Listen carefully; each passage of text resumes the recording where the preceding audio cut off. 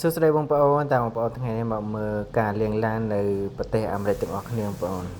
គឺគេលាងនៅនេះគ្មានមនុស្សប្រើអីទេបងប្អូនអើយម៉ាស៊ីនសុទ្ធប្រហើយមានបាញ់ទឹកបាញ់អីសំខាន់គឺបាញ់ពណ៌ភ្លើងដូចភ្លើងក្លឹបចឹងបងប្អូនតំណើមែនតើមកមើលនេះ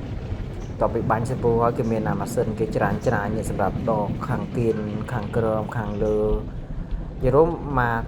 កជុំវិញឡានយើងហ្នឹងគេវាម៉ាស៊ីនវាហ្នឹងគឺដោះជុំវិញនឹងតែម្ដងបងប្អូនតែ2នាទីទេរួចជាការស្រេចមានប្របាក់ចាំអង្គុយចាំយូរបងប្អូនអើយទៅនៅមែនតើនេះសម្រាប់ខ្ញុំនេះខ្ញុំយកជាកញ្ចប់ប្រចាំខែបងប្អូនយើងបង់មួយខែ$20យើងចង់លាងមួយថ្ងៃប្រហែលដងលាងទៅបងប្អូនគេអត់កំណត់ទេ$20មួយខែនេះគឺយើងលាងមួយសេរីបងប្អូនចង់លាងមួយខែ4-5ដងក៏បាននិយាយរួមឲ្យតែយើងមានពេលយើងលាងទៅហើយវាធ្វើឲ្យឡានយើងថ្មីបានយូរផងនៅនេះបែបនេះឯងការលាងឡានការអីនេះគឺគេសំពេលវេលាមែនតើពេលវេលាគឺសំខាន់ណាស់នៅនេះ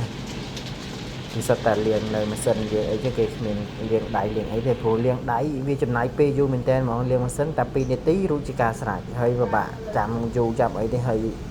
មួយទៀតគឺអត់ចំណាយបុគ្គលិកបុកអីទេបងប្អូនសម្រាប់នេះ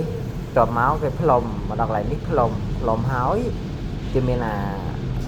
ច្រើននោះសម្រាប់ម៉ាស៊ីនជូតកញ្ចក់បងប្អូនអារបូតជូតកញ្ចក់គឺស្អាតភ្លឹងមែនទែនគ្មានទឹកមកតំណអញរុំលាងហើយភ្លឹងតែម្ដងបងប្អូនយើងមិនចាំបាច់ពិបាកជូតបាក់អីទេវា